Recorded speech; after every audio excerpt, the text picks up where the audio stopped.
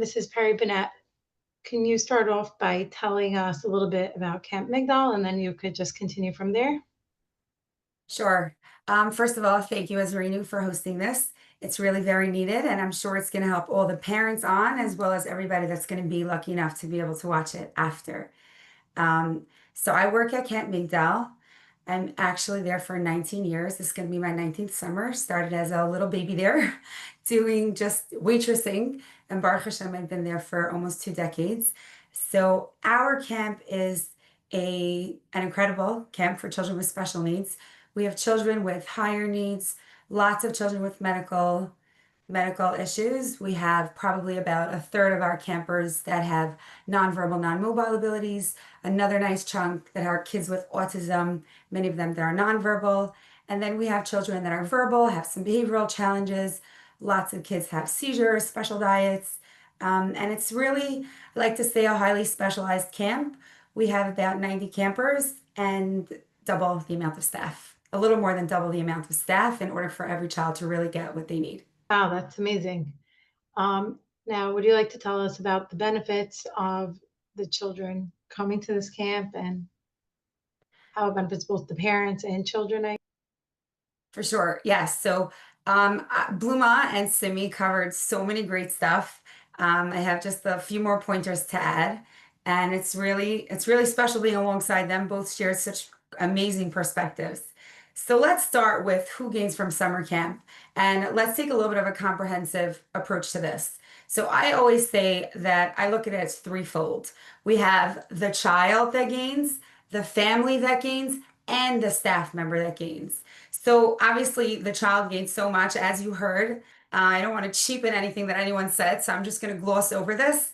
But the child obviously gains, their undivided attention and a fun summer and activities and their skills, maintenance of goals and a fan club and all of that. And as we heard about the family, right? The family gains so much. There's respite, the way it's meant to be. The parents focus on each other. More attention can be given to the siblings. They can recuperate, re-energize for the year ahead. But I also feel like there are a few more factors that I see. I feel like, first of all, oftentimes parents gain new perspectives and ideas from other people that are working with their child. They're working on their child and feeding goals, toileting, or any of that from their perspective, from their school's perspective. They send them to summer camp, and sometimes there's a different approach that's taken. It happens a lot. Another technical factor is just a lot of parents take the time to focus on tasks or anything. But a big piece that I hear about a lot is that the siblings end up viewing their child as a very cool kid that has so many people loving them, and siblings who at first would get annoyed with their sibling with special needs, all of a sudden whether they come to camp on visiting day if their camp offers that, or if they see the pictures after camp, they look at their sibling, and instead of seeing them in a light of, the sibling that's the tantrumer or the sibling that's wreaking havoc at home, this is the sibling that's now the star of camp. And that mindset, that change of perspective is so huge and is such a great gift that you can give your other children too. Another pointer that I'd like to bring out as both a parent and a camp director is that I feel like a parent has a limited amount of energy that she's able to give to her child, to any child. And when you have a child with special needs that requires so much care, whether it's medical care or physical care or just more emotional energy because they just need a lot more preparedness and a lot more time and energy and effort, there's only so much that's left to just do the regular mundane mommy stuff like sitting and reading a book or sitting on the floor and playing magnet tiles. And if you have just an hour to spend with your child, but you're spending 45 minutes with fighting with him, there's only that much left. And I think when it comes to the summer, and there is somebody else focused on providing the day-to-day care, the physical care, the medical care, and all you need to do is love your child, that is also tremendous. I could tell you when my kids came to camp with me to Camp Migdal, and I had counselors with them, all of a sudden the counselors are taking care of all their unique needs, and all I get to do is just love them. I don't have to feed them. I don't have to sit there doing anything else. We could just high five each other, take pictures together, go swimming together. And there's something really, really beautiful about being able to disconnect from the actual day-to-day tasks and moving towards just love my child. I want to just hear about your day. I have no pressures. Chas v'shalom, it's a pressure, it's not a privilege also. But you know what I mean? You could just focus on the other aspects.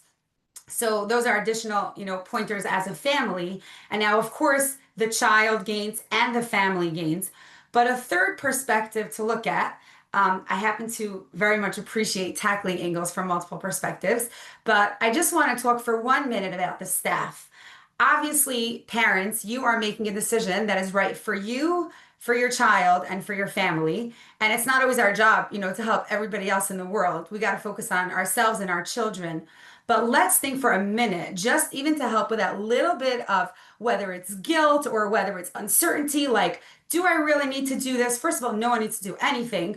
But once you're doing it, recognize what a great gift you are giving to your staff. The staff members, and I remember hearing this in high school, and it came in very handy years later when one of my teachers said, "Girls, who's a Baal Chesed?" And everyone said, "Oh, a person that does chesed, a person that changes the world or whatever." And she said, "No, a Baal Chesed is not someone that does chesed. A Baal Chesed is someone that allows chesed to be done." So anybody that's in a position, of course, it doesn't feel good to be the taker, and there's a time to give and a time to take. But a Baal Chesed is someone that allows chesed to be done. So just by sharing your children and by allowing other people to work with them and have the opportunity to get to know them, you are doing chesed. You're also great as staff members. You're giving them the gift of appreciating themselves, their abilities. We always hear from our staff about the impact it made to them personally, not just in the field of special needs, that they gained experience, but they now learn to appreciate the fact that they can walk, they can talk, they can regulate their bodies without requiring so much support. But we're giving girls that are getting into the marriageable age the opportunity to learn what it really means to appreciate all the gifts Hashem has given them.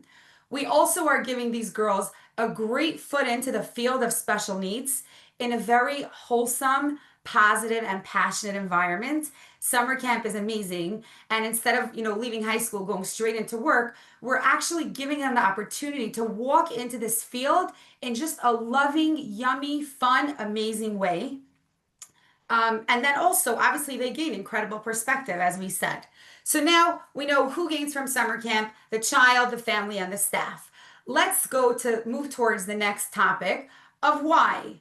Overall, like, why in the world would I send my child to summer camp? So obviously, all of you toiled with the idea, and you're here because you are either thinking about it or have made the brave and amazing decision to send your child to summer camp. But sometimes you still have these little things like nagging at you, like, did I make the right decision? Did I not? What am I really gaining? What am I not thinking about? So sometimes understanding the whys a little bit help you come to a little bit more peace with the decision. So let's tackle the whys. So why? First of all, personal reasons. Everybody has personal reasons of why it would work for their family. But the main reason, and I know that Bluma touched on it, more than touched on it. Bloom explained it very nicely. I'll share, another lens with that. But the question I get very, very often is, why should I send my kid to camp? I don't send my other kids that are 4.5 or 5 years old. And why would I need to do it? I feel so guilty. And my answer is always, in camp, there are more than 10 people doing your one job as a mother. As amazing as a mother or father, as amazing as a parent that you are, it's just not possible to do what 10 people could do. And they say, what do you mean? I'm so devoted to my child. Of course you are. And nobody is your child's mother. No one can do what you do. At the same time, in camp, we have a counselor and group leader and teacher and OT, PT, speech therapist, cleaning lady, cook, program director, and ODs, even just within the day. You're there during the day, and then there are ODs doing the night shift, and then there are people doing the night shift, then the morning shift. And there's just so much support. And all these people are here for one child, yours. And they're not balancing laundry and cooking and cleaning and siblings and bills and everything else. They have one responsibility, and that is your child. So that is a huge reason of why should I send my kid to camp? Because there are so many people. There's a group of people rallying around one child, and that child is your child. They will do whatever they possibly can.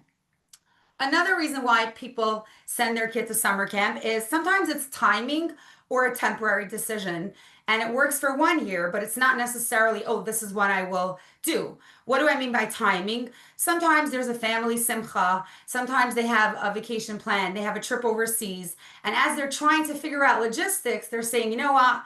2 weeks of this and 1 week of that, it just doesn't make any sense. Sometimes there are other stressors. There's construction going on in the house and the kid can't handle the noise. Sometimes, very often, the first push that a parent has is that there's a new baby on the way. So if parents are, Mirza Shem, they have a baby, whether it's June or July, they just can't fathom the thought of having a baby and their kid with special needs. And they say, I'm just sending my kid to camp for 1 year. But usually what ends up happening is that it's such an amazing experience that they'll continue the trend. But it often starts off with this. Another reason of why you may be sending your kid to camp is, and both Simi and Bloomer really explain this well, so I'm not going to delve into this deeply because you already heard from the best, but about the positive outcomes with our personal goals. And on my lens, we have campers that have such high needs, multiple disabilities, but the amount of campers that have become toilet trained, just in an environment where there's so much consistency and not balancing anything else other than your child's goals, whether it's toileting, communication, self-regulation, the ability to handle groups, feeding, therapy maintenance, independence, swimming, social skills, play, any of that. There's just the positive outcomes from working on all their personal goals. In general, new opportunities for growth, growth, goals, just being. For some kids, a goal is just to be and enjoy an environment that you can just, be free to run. They gain real friendships and real peers, friendships with each other. You can have a child in a wheelchair with nonverbal abilities being alongside another child in a wheelchair with nonverbal abilities. And I can tell you that the connection that those two forge is deeper than anyone could form with words. It's just so special to watch, but the connection is amazing. They often gain a community. They gain a community of support. They gain a whole slew of possible volunteers that are able to now take their kids out. Sometimes the first springboard of sending their kid away to Shabbatons or any of it starts off in summer camp. They'll send their kid off and then they'll start doing everything else. Or they'll say, I didn't even know how badly I needed the break. I didn't even know how badly my other children needed it until I sent them. But they're gaining a community of support. The children are also learning to generalize their skills in a new environment. Sometimes you have a child that has mastered using their communication device only in school, or a child that's eating solids only with a certain therapist. But when they could work on maintaining all these goals in a new environment, new place, new people, there's a whole new window of generalizing so many other skills.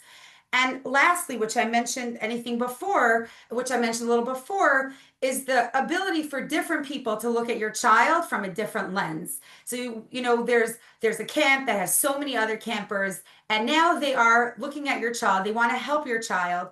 And oftentimes, from working with so many different children over the years, they may have new ideas. So that we touched on the whys. Why would I send my kid to summer camp? So let's get to the what's a little bit. What are the potential hardships that can come up with sending your child to summer camp?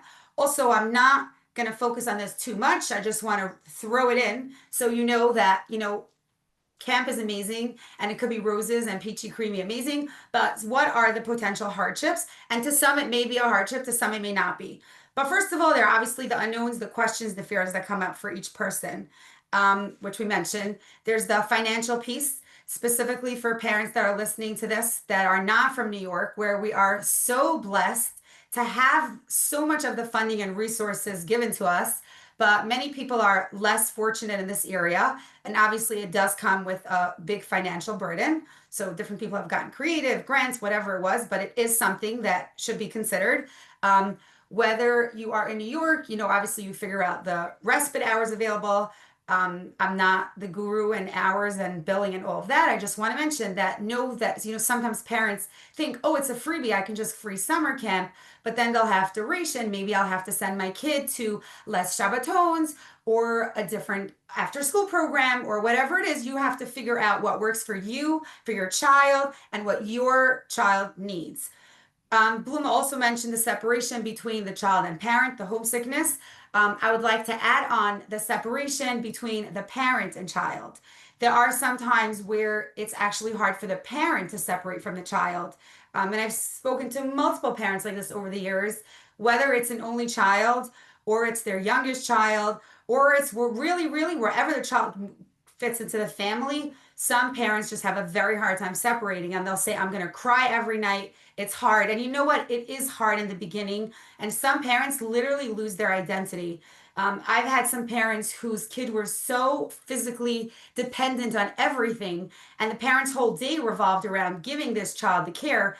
All of a sudden, they're like, I don't even know what to do with myself or with my time. This is crazy. And it's obviously an adjustment. It's a very good adjustment. You learn to adjust very quickly when life suddenly becomes easier. It's amazing. You get to do everything you've always wanted to do, but it still can be hard.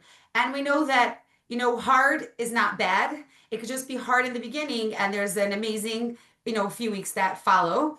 And then there's obviously the worry, what about, my child's needs being met? But worry does come along with it. But that's why you've selected an amazing camp that you feel like is the best fit for your child. And second guessing decision really is not going to help that. It's more like Hashem knew what your child needs, and for whatever reason, you were drawn to this camp for whatever reason, and it must be that that is the best place for your child for this year. So when? Let's move. So that was what. Now let's move on to when. When is camp the right fit for my child? How does that even play out? So obviously, is camp even right for my child? So first of all, we want to really, really know our child's needs well, because if you are not familiar with your own child's needs, how do we expect a camp to provide and meet your child's needs? So you sometimes have to take a good look at your child, at his needs, and think, what does my child really need to thrive?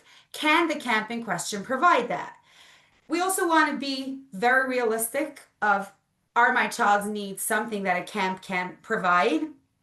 Um, and also, what is my goal for sending my kid to camp? And I love to ask that question to parents, because I once had a parent who said, I said, what's your goal of sending your kid? Like, what do you wish your kid learned? And her kid was 17. She said, my goal is for my kid to learn how to read. That is it. That's why I'm sending her to camp. So I said, if that's the case, I'm not sure that camp is the best solution for right now. We can try to work with her. We could try to, do some reading with her. But, if she has been unsuccessful the past 10 years in multiple different schools to read, I really can't promise that she's going to learn how to read in camp. Obviously, I can't promise anything. We're never in charge. I could always promise that we're going to try our absolute best. Like parents will say, can you toilet train my child? We can try. We could try to work with them. We could be patient and try to implement loads of systems, but nobody could promise any outcome. But it is important to know what your goal is. So now, when might camp not be the right fit for your child? Now, the reason I do want to bring it up here, especially because it's a newer topic, some of you might be thinking, wait, I already made the decision, so why do I care if camp is appropriate or not? But really, really, if you can all think about these questions and see if it's a concern. If it is a concern, it doesn't mean that your child should not go to summer camp. It just means that some proactive solutions might really be beneficial to be put into place.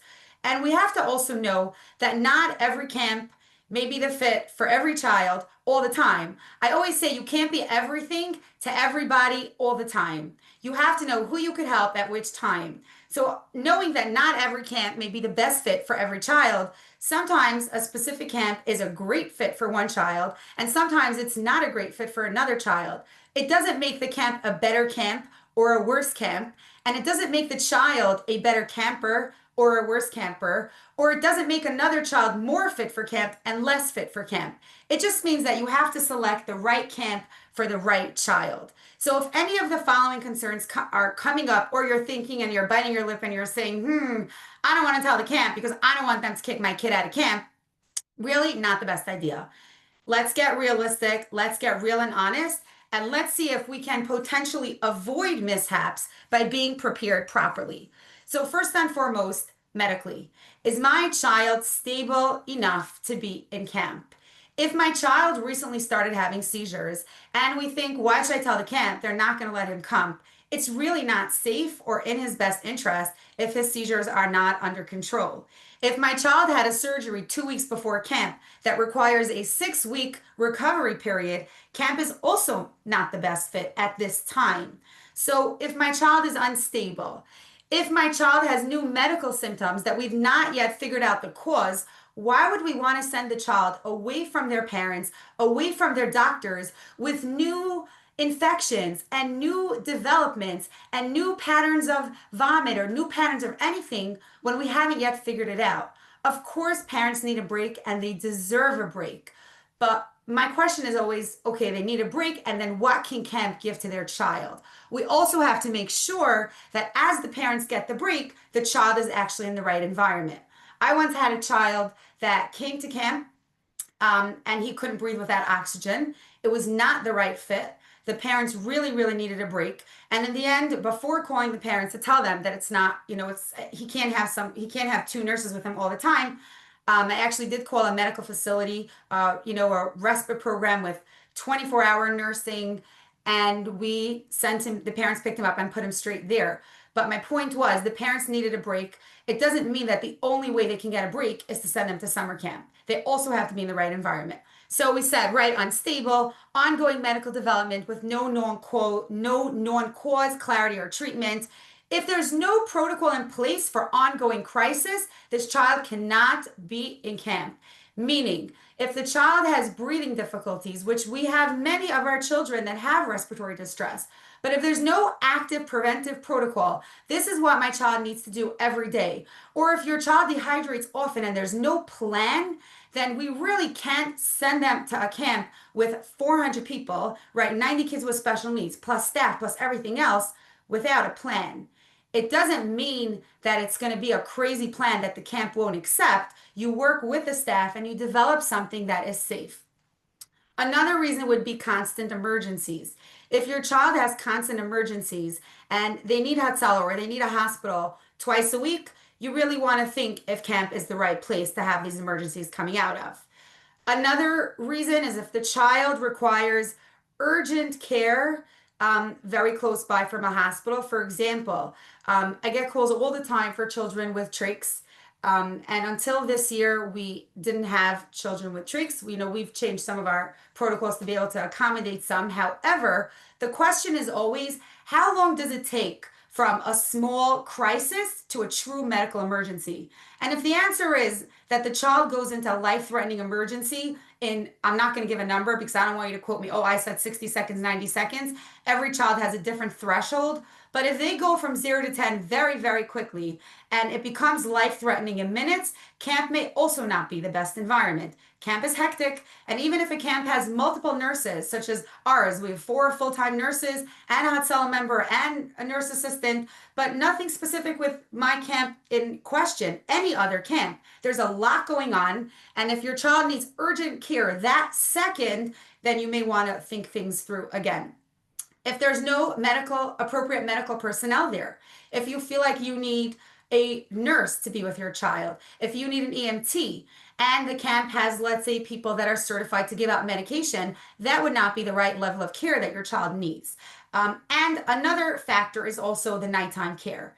If your child generally has nursing 24/7 and the camp in question does not provide that, but you feel like, oh, there's girls there. These are still young girls that are not RNs, they're not nurses. So if your child needs things done throughout the night, then a camp may not be appropriate.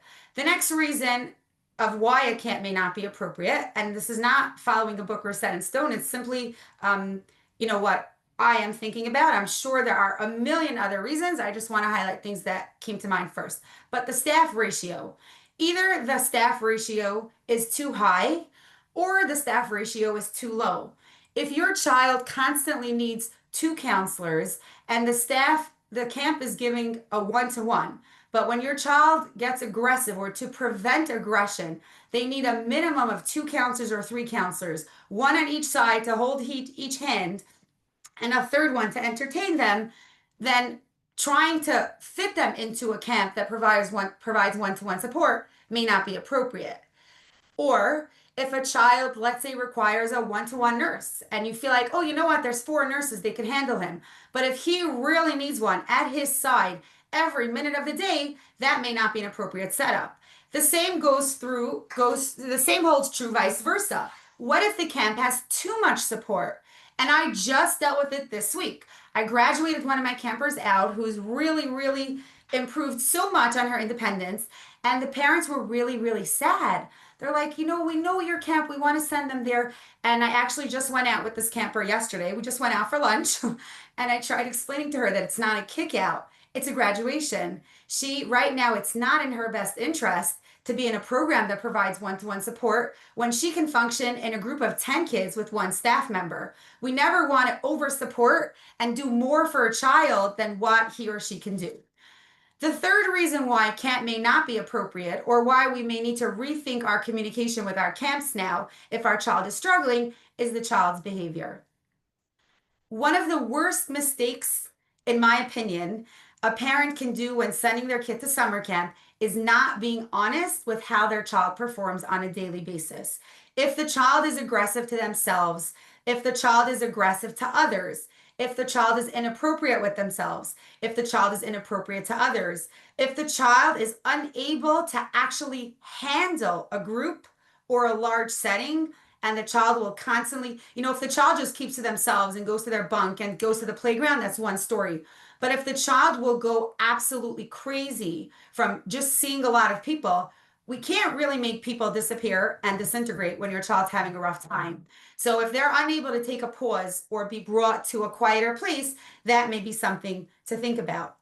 Now, it doesn't mean that you call the camp and you say, I don't want to really tell you, but my child struggles with XYZ. But what you can say is, I just want to really be honest with my child's behavior so that we could really proactively plan and avoid possible mishaps. For example, I have a child who's, when we discuss with the mother, we discuss some really, really severe behaviors, like we're talking giving staff members concussions and stuff like that. And it doesn't mean no, no, no. It just means that we have to ask so many questions and speak to people that support her to find out, okay, so what is needed? What is required for the camp to do so that this child has a safe and happy environment and that it doesn't impact the other campers negatively? And just from speaking, it sounded like everything is about schedule and structure. So we're thinking, you know what? If the child is supposed to come on a Wednesday, that means Thursday is going to be their first full day of camp. Friday's a half day's Erev Shabbos. Shabbos is a whole new schedule. And then comes Sunday, which is a different schedule. We said, you know what? Thank you so much for being honest about the first few days and that your child needs insane structure, stability, routine, regulation. And once they have it for 3-4 days, they are perfect. But we said, you know what? Maybe you should come up on a Sunday so that you have Monday, Tuesday, Wednesday, Thursday. You have the same schedule there. So that didn't mean that the parent being honest jeopardized her kid for coming to camp. It just meant that we are able to set her up proactively. And setting things up proactively is amazing. So when you're talking to the camp, you could just say, these are their behaviors, but if they have X, Y, and Z, we're really, really able to get them into a very, very good place. And then we could communicate what is the X, Y, and Z that the camp should know about so that your child can have a safe experience. Another thing to look at as to why camp may not be appropriate is your child's sleep. So first of all, accommodations that the camp cannot provide. If your child requires a private room with nobody else there, find out if the camp can provide it. Some camps could provide semi-private with, cubicles or any of that, and some camps cannot. Some camps can give you a private room. Some camps cannot. I had a child that applied to my camp last year, and upon doing further research, they said, the child really, really, really needs quiet. And I said, you know what? My accommodations are bunkhouse style. I really think your child should go to another camp that has hotel style rooms where there's a max of 2 to 3 people in a room. That would be perfect. The kid thrived there. It just meant that she needed a different setting. So sleep, if they wake up very, very early, if the kid is up 2 o'clock in the morning for 5 hours, there's no point in hiding it because chances are, if they did it in your home the whole year, they probably will do it in camp, probably at an even bigger level in the beginning. So find out, does the camp have support staff in the middle of the night? Is it safe? Can the child run out? Really, these are questions to ask. And then obviously accommodations. Or if your child cries all night and they do it all the time, sending them to a summer camp in a bunkhouse with possibly 9 or 10 or 15, however the setup is, other campers, that would also be unfair because how can we jeopardize the sleep of 20 other people if your child is up? So that doesn't mean don't send your child to camp. It means that now, 5 weeks before camp, you want to try and figure out what can we do to ensure better sleep. Whether it's medication, whether it's dietary changes, whether it's transitioning from a bed to a crib or a crib to a bed or a tent or toys or things for the kid to do in bed, whether it's books, anything that you need, now would be the time to work on it so that your child's sleep is not the catalyst for other children or staff members not being able to sleep.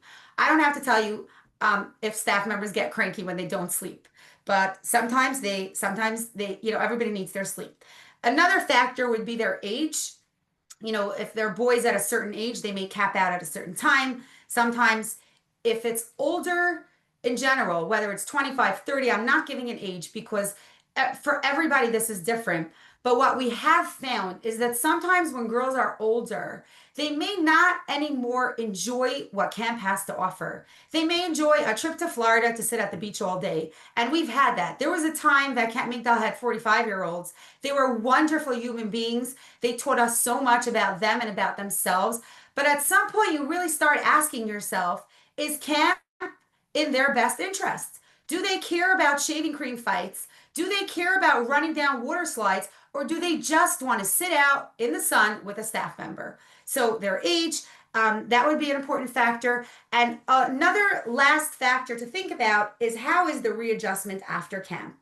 I know this may sound super controversial, but I will tell you that I had a parent who once said, I cannot send my child back to camp because the readjustment period afterwards was so difficult. It undid everything we accomplished the whole summer. All of a sudden, everyone's like, oh, she's back, she's this, she's that. So that doesn't mean camp is not appropriate. It means it's a real concern, and how can we plan accordingly? So now when we talk about the readjustment period, we say, okay, so maybe the last few days or 1 or 2 weeks at the end of camp, we have to start adjusting whatever it is for the child to function at home. So those were in terms of, when camp might not be appropriate. So obviously things to inquire. I know it's getting late, so the things to inquire about the camp, I'm just going to gloss over and focus on the communication aspect. When you're in camp, I'm not going to go through the nitty gritties, but just you want to know about the technicalities, right? Like the camp dates, is there visiting day, is there not? You want to know about the house, the medical department, education, is there therapy? What's the behavior support like, the sensory support, the toileting, the fun, the vocational, how do they address my concerns, right? Those are all the regular hows of the camp. And you definitely want to ask the hows if you have questions. Every camp could say we do X, Y, Z. You want to know as a parent, how? How are you doing it? You don't want to grill and drill because camps also want you to trust them, but it's okay to ask how they, plan on addressing certain concerns. Overall, you want to know about their hashkafa, their warmth, their professionalism, their experience, their overall vibe, their atmosphere. Safety is massive. Safety is a huge concern. What are the safety protocols they have in place? What's their ratio? What's the supervision like? What's the protocol? If a kid is sick, if a kid is lost, if a kid has allergies, if there's an emergency, any of those. Who are the emergency personnel? What are the contact systems? Do they have drills? Any of that. You really, really want to inquire about the safety. Maybe because I'm a safety nutcase, but we really, when it comes to safety, there are no games to play. This is your child. You have the right to make sure your child is safe in any environment. So it's okay to ask about their safety protocol, abuse prevention, any of that. You're a parent, and when you send your kid to camp, obviously, you want to get that break. But if you have so many unanswered questions and if you have so many safety concerns, you deserve to have those questions answered and you deserve to ask about it so that you can truly have a respite and a break with real peace of mind. We talked about the medical department, the team, the diets, all of that. You may want to know about the grounds, the structure, the accessibility, the amenities. What else do they have? Playgrounds. Is there one? Is there five? Just, what's the setup? The gym, the campers. What are the peers like? Are there people similar to my child that my child, will be able to spend with? The staff. Who are the staff? Is it co-ed? Is it not? Do they get training? Do they get beforehand? Ongoing support? Oversight. Do they have enough fun themselves? Are they happy? Do staff want to come here? Do they have a hard time retaining staff? You want to just get the feels. Do staff get breaks? How do they prevent burnout? Do they have full summer staff? Do they have summer staff? For some programs, full summer works. For some programs, half summer work. For some children, different things work. How does it work? Some programs have one counselor for 5 kids. Some programs have 5 counselors on 5 kids and they rotate every day. Some have one-to-ones. So, everything is different. What happens on days off? Who's watching my kid then? Is there a plan? You want to know about the head staff. Who's on their head staff? What's their experience? Are they approachable? Do they own their mistakes? Are they receptive to feedback? Everybody messes up and everybody makes mistakes. It's never intentional. But when there's a mistake, is there someone to talk to? Do they try to fix things as they can? What's the structure? What's the daily schedule? Swimming, events, all of that. Communication before camp. Who do I get to speak to? Who do I speak to for what? How do I communicate with all the departments? Do I call them? Will someone reach out? Who speaks to the educational department, the therapy department, the medical department, or any of that? What is the timeline? At what point can I expect a call from my child's teacher, from my child's counselor? You want all of that. And then communication during camp. Can I visit? Can I not visit? Do I speak to my child? Do I not? Can I FaceTime? Is it an option to? Can I not? How often? More or less? You want to have all that for sure. Now, we've decided as we're wrapping up, you've decided you want to send your kid to summer camp. What would the camp appreciate? How can I be the best parent that can gain the most out of my experience? But also, every relationship needs a working relationship on both parts. And the part that you are responsible for is your part as a parent. And the camp is responsible for their part as a camp. So how could we maintain this working relationship so that it works for both? In order for it to work, it needs to work for the camp and it needs to work for you and obviously for your child. So first of all, technicalities. Apply on time, complete your paperwork. If the camp has a deadline, do it at the deadline. If the camp has requirement, if the camp asks for kids to get checked for lice, if the camp asks for no calls to the counselor and only through the group leader, whatever the camp rules are, you have selected this camp and it's the understanding that you will follow the camp's rules and guidelines. And if you really feel like something does not work for you, instead of breaching the protocol, if the camp says no just showing up and walking into bunkhouses, but you feel like you have an amazing reason of why you should be allowed, just pick up a phone and communicate that. But we're going to get to communication at the end because it's so important. But first of all, the technical. Number 2, you have decided to be a good parent. So what should I do? So what you should do first in terms of items. So I know that Bluma touched it, but I will touch it as well. Label your items. Label your items. It's so hard to keep track of everyone's stuff. When you have 90 kids and another 200 staff members, or when you have hundreds of people there, no, we really don't know that the black zip-up sweater in size medium is your child's. And it's sometimes, you send expensive things, which I always say, please don't. Camp is full of paint, messes, and smiles. And in order to maximize the paint, messes, and smiles, no need for all the brands and all the brand names. We love your child exactly the way they are. If they're wearing the brand names, we will not love them more. Of course, it helps when they're clean and neat and put together, but we don't really care about the expensive clothing, and you definitely shouldn't break the bank for that. Send enough. If your child's working on toileting and you know that at home they have 5 accidents a day, send them with enough underwear to go through the next few days. Send all that, and of course, know what's being sent to camp. So if your camp sends home a list and they tell you to check off, I know that we do that, but if not, take the time to write it yourself or text it to your counselor. Send them a list. These are the things that I sent to camp.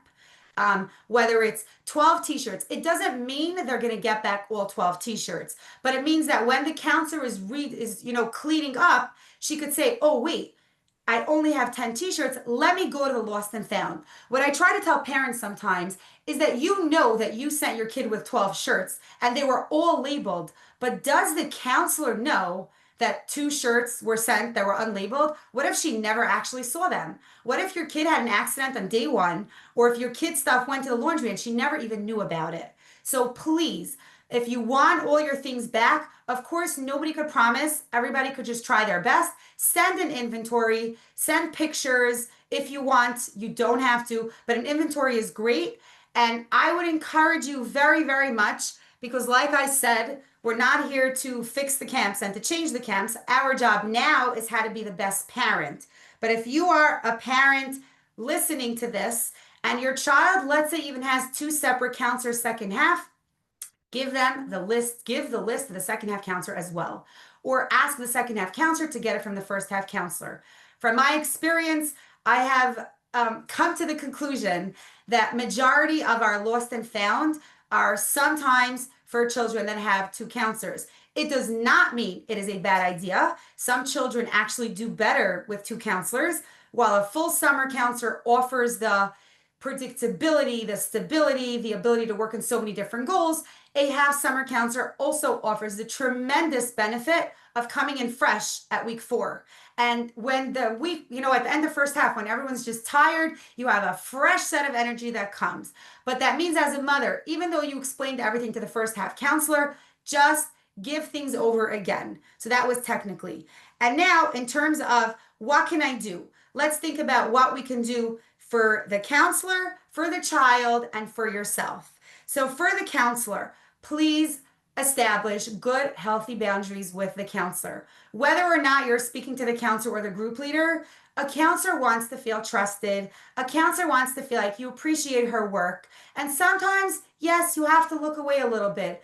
If your kid's hair isn't brushed in the exact way that you liked it, or she's wearing a ponytail instead of a braid, does it really matter? Does it really matter? If they're wearing a pink bow instead of the matching green bow, does it really matter? And sometimes you have to think, if I give this feedback, will it make the counselor feel good or not feel good? But when you're establishing healthy boundaries, it also means you're putting trust in her. You trust her. You're communicating with her. You're not calling her 5 times a day. You're not asking her to update you every hour what your child ate, because you obviously made the decision to send your kid to summer camp and you want to let the counselor, figure things out. For your child, you for sure want to prepare your child, whether it's social stories or cards or pictures or talks or stories or any of that. You want to tell the child. There are times where kids show up to camp without being prepared. So now as a camp, we'll undertake to prepare them and send the stories. But if your camp won't do it, then you do it. You be the proactive mother. Show him what he's going to. Take him on a trip without you. Have somebody else take him for the day if he's never been away from home. Send him to a Shabbaton before. Just prepare your child. If he's, back to what we said before, if there's the instability part, you want to stabilize him before. If you know there's going to be a big change after camp, you definitely want to take the time to prepare him before. For example, I've had many scenarios where the family moved. So if you're moving, think about your child. When your child comes home after camp, how will they feel coming to a completely new home? That might be a very big change. You may have to show them the new house before camp. If there's a new baby, you may want to tell them before camp that there's a new baby. For one of the kids, I even suggested to the mother to put the crib in there before camp so the child really understands. It's not for everybody, but for some kids, it is. If there's going to be a massive change, have the kid know. Obviously, you know your child best. If you think your kid's going to be super anxious about it, then don't do it. But overall, I'm just telling you to think about your child. How is your child going to take to all these changes? Do you want them to meet the counselor before camp? Some camps don't do it that way. They find it's best to meet the child in camp. But you think about what your child needs and what works for the camp and try to come up with a happy medium. And for yourself, try to maximize your opportunity, whether it's going on a trip with your spouse for the first time in 8 years, spending time with your other siblings, taking that course you always wanted to take, cooking up your food. There's a family I know, she stocks up her Yanta freezer. She doesn't have her kid. Maximize the time. And even if your maximization, is that even a word? I don't even know. Is if your time is just to be, enjoy, no goals, no courses, no classes, no vacations. I just want to wake up without a worry. I want to wake up without worrying about my child. Then just do it. Enjoy it and do it. And of course, trust. Trust the camp.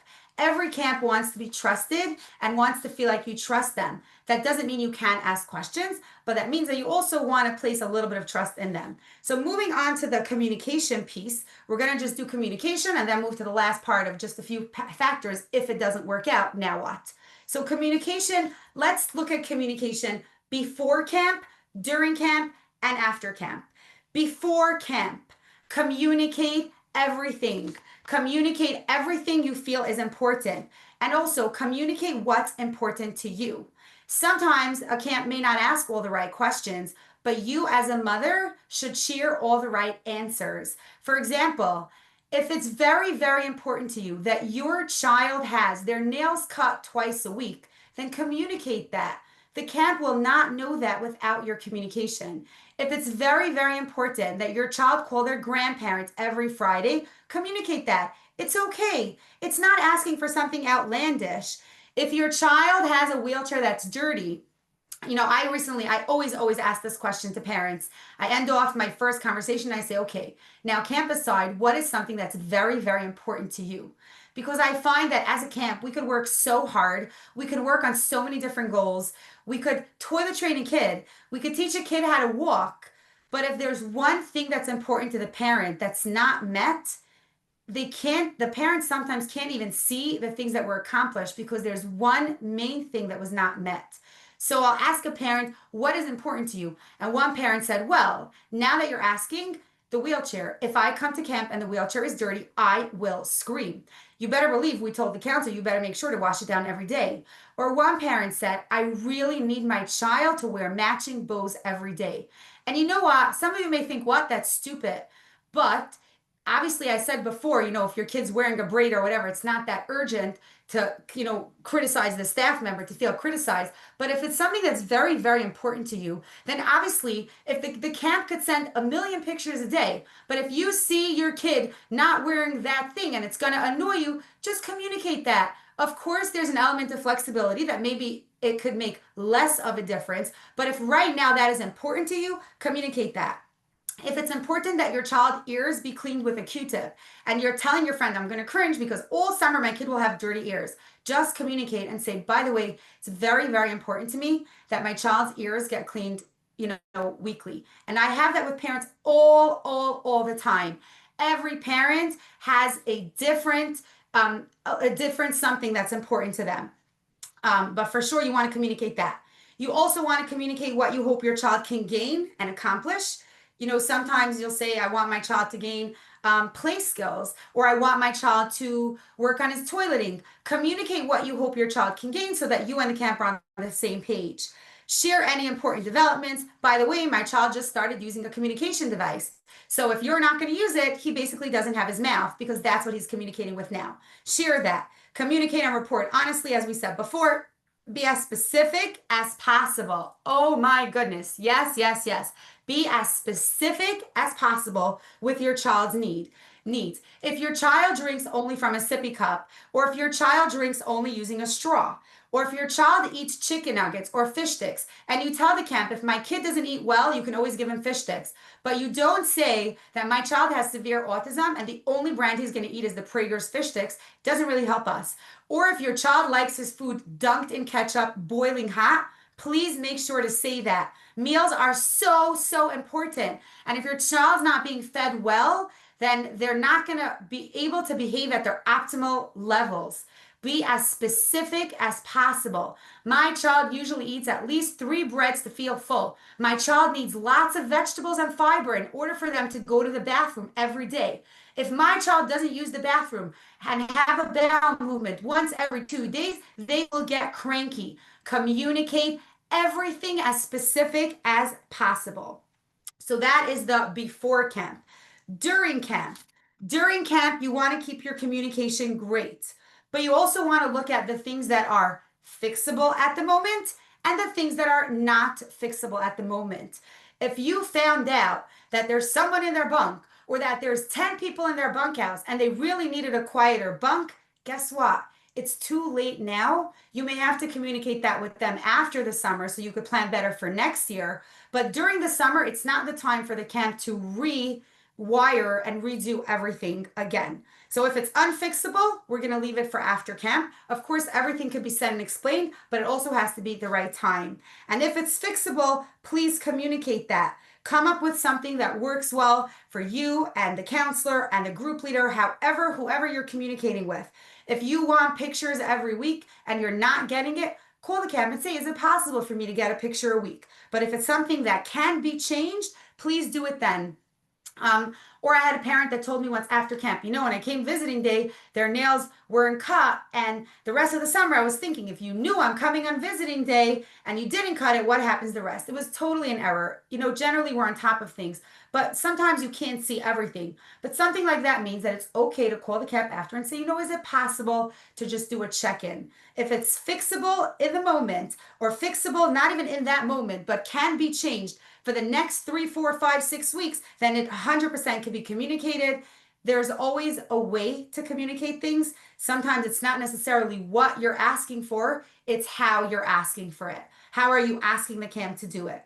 And the third communication piece is after the fact. And I know that Bluma mentioned it, but giving that positive feedback goes such a long way, not just in terms of positive feedback, making them feel good, but also for the camp to know that something specific that they did made a big difference. For example, if a parent will tell me, the fact that my child was in the stander every day in camp and you focused on it, my kid is now sitting independently. But if you notice any big changes or even changes as a family, we all work so hard and we do it with the greatest pleasure. No one forced us to go into this line and we're not making millions. We're doing it because we care deeply about our work and we care deeply about you and we care deeply about your children. If camp impacted your family, yourself, then share your feedback. Everyone appreciates a good line of feedback. And even if goals were accomplished, share it with us so we could pass it on to the hardworking counselors.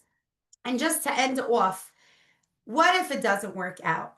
And parents sometimes say, what if it doesn't work out?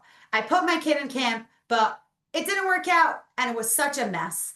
So first of all, we all have to believe and know that it was still part of the plan and it was meant for it to work out a certain way. And this was simply part of the plan. It was meant to be this way. Okay, so we'll go a different route. Sometimes you have to take a detour to know which direction to take.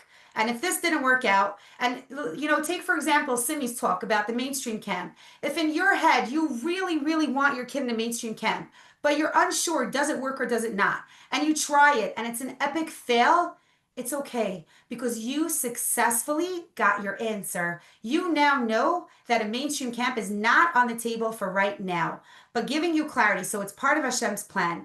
Number two, it was meant not to work out. Sorry, it was meant to not work out, not meant not to work out. I learned this from my 12th grade teacher, Chava Rudish. She said, when something doesn't work out, it's not like, oh, it wasn't meant to be. It was meant to be exactly this way. Number three, maybe you can still find something that came out of it, something good. So the camp experience didn't work out as planned. So your child was sent home in the middle of the summer. Is there anything else that came out of it? Did you and your husband get to go on a vacation? Did your child gain one skill? Did your parent have your undivided attention? Find that one thing that did come out of it. Number four, sometimes things are not meant to be a permanent solution, but a pit stop. And a pit stop also serves the purpose. And maybe sending your kid to this camp is now a springboard for them to go to a more intense camp or a less intense camp. It was a pit stop for this year, and now you know which direction to take. Also, I read this quote, I love it, but take risks. If you win, you'll be happy. If you lose, you'll be wise. If you win and it's amazing, great. But if you lose, you also learn something either about what your child needs or about what your child doesn't need, or about what you need, what your child doesn't need, or any of that. You also have the clarity, and clarity is a gift. If something doesn't work out and it so clearly didn't work out, then clarity is also a gift, and you don't need to second guess. And of course, sometimes we do regret the chances that we don't take. And you feel like maybe I should just give my child this experience. So sometimes you do regret the chances we don't take. And lastly, the points to remember when you're picking a camp, it is not an infinite decision. It's always a decision that could be reevaluated the next year. You're not signing on the dotted line for the next 100 years. You're making a decision for right now, for the next 7 weeks. Is it worth 3 years of hemming and hawing for a 7 week decision? Or sometimes you just gotta do your ishtadlus, do your research, and try it. Either it'll work or it'll be clear that it didn't work in the way you expected. And also, we said before, not every camp is the best choice for every child. Sometimes, also, this is very important. Things work for a certain while, and either the child will outgrow the camp, or the camp will outgrow the child, or peers can change, or the child's needs can change. Just because a camp worked for 10 years, it doesn't mean after 11 years. What do you mean you're telling me that the camp no longer is a good fit for my child? My child was here for 10 years. And the answer could be, well, it worked for 10 years, but right now it doesn't work anymore. Camp's dynamics change, campers' needs change, and when a parent sends a kid to camp, the acceptance is not for the next 20 years. It's for this summer with a child's current needs, with a current level of support that the camp is providing. Things change all the time. Also, not every time is something someone's fault. Sometimes things happen. Sometimes they're positive, sometimes they're less positive, but things happen and we can learn from it and move forward. A good solid camp is there for your child, but we have an opportunity to take advantage of this. You all work so hard, you all deserve it so much.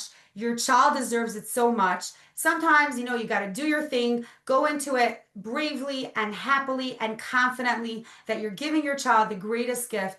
Something we have to leave to Hashem. So we'll do our thing and just, leave the rest to Him. We try our best. We'll leave the rest to Him. And I really want to thank Shuli Roper, one of my greatest mentors in the field that has taught me so much as a camp director. And I also really want to thank Bluma Bar-Chorin, one of my role models that have taught me so much sensitivity in the field, and everybody else that has, allowed us to help other families. Thank you for giving us the opportunity. And thank you to all our families who trust us and trust every other camp. You're letting us do amazing work, and we really appreciate your trust in us, and we value our relationships, and we love your children. There's nothing more we want to do than spend the summer with your child. So Hatzlacha, and hopefully it will be an amazing summer for all. Thank you so much for highlighting all the what's, when's, how's, why's of sending a child to camp in such a positive way. I want to take a moment to thank all the presenters for providing such informative and important, meaningful insights on the various aspects of sending a child to camp that may come up and the potential struggles that you may face. If anybody has any further questions about camps for their child, feel free to reach out to Ezreinu. Always, we're happy to help guide you to the appropriate placement for your child. And I want to wish everyone a healthy, happy summer.